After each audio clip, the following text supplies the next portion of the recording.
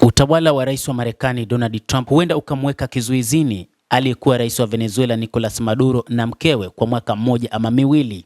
Marekani inayomkabili rais wa Venezuela Nicolas Maduro aliyetekwa nyara inaweza kuchukua mwaka mmoja au miwili, lakini mengi yatategemea mahakama pamoja na msimamo wa jaji. Taarifa zinaeleza kwamba kuna uwezekano mkubwa kwamba kesi hiyo itaendelea kwa mwaka mmoja hadi miwili. Wataalamu wa sheria nchini Marekani wanasema, lakini wanasisitiza kuwa matokeo yatategemea mambo kadhaa. Kwanza ni juu ya msimamo wa jaji na hukumu ya kibinafsi, na ni muhimu kuzingatia kwamba kesi hiyo inafanyika New York na Manhattan. Moja kati ya wachambuzi wanadai kwamba wamepitia hati ya mashtaka na haionekani kuwa ya kushawishi. Ina maneno mengi, haina ushahidi wa kweli, na kwa kiasi kikubwa inategemea mawazo na masimulizi. Hii inaacha nafasi ya hakimu kwa tafsiri, wataalamu wanasema. Kwa maoni, imeelezwa kwamba hakimu watachukua msimamo mkali zaidi. Wanaweza kuamua kumwachilia kama ilivyotokea kwa mfano katika kesi ya Alexis Saab wa Venezuela. Pia wanaweza kutegemea tu misingi ya kisheria na kuhitimisha kuwa mashtaka hayana msingi. Maoni ya mawakili wengi wanasema chaguo la tatu ni makazi ya diplomasia. Marekani sasa imekuwa wazi zaidi kwa mazungumzo na Venezuela.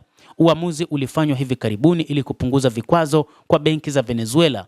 Hii inaashiria kuboreshwa kwa taratibu katika mahusiano na kwa muda mrefu. Hii inaweza kusababisha kurudi kwa Maduro nchini Venezuela. Wataalamu wa sheria wanaelezea, wakiongeza kuwa hii ni uvumi. Lakini hii ni uvumi tu kutokana na misimamo ya rais wa Marekani Donald Trump. Hata hivyo, wanasheria wanasema kuna ukiukwaji wa sheria. Wanasema kwamba utekaji nyara wa Marekani kwa rais huyo wa Venezuela mnamo mwezi Januari ulibainisha kuwa ilikuwa ni operesheni ambayo imekiuka kabisa sheria za kimataifa. Rais Nicolas Maduro na bado anabaki kuwa mkuu wa nchi ya Venezuela. Hii ina maana kwamba chini ya sheria za kimataifa anafurahia kinga kama mwakilishi rasmi wa serikali. Vivyo hivyo na mke wake.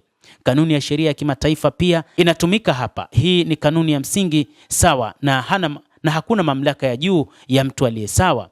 Kwa hiyo mamlaka ya Marekani ni sawa na raia wa Venezuela katika eneo la Venezuela, wataalamu wanasema. Lakini wanaangazia katazo lililopo la matumizi ya nguvu dhidi ya serikali huru. Mkataba wa Umoja wa Mataifa na sheria za kimila za kimataifa zinataka mizozo yote kusuluhishwa kwa amani na si kwa kutumia nguvu, isipokuwa kwa kujilinda.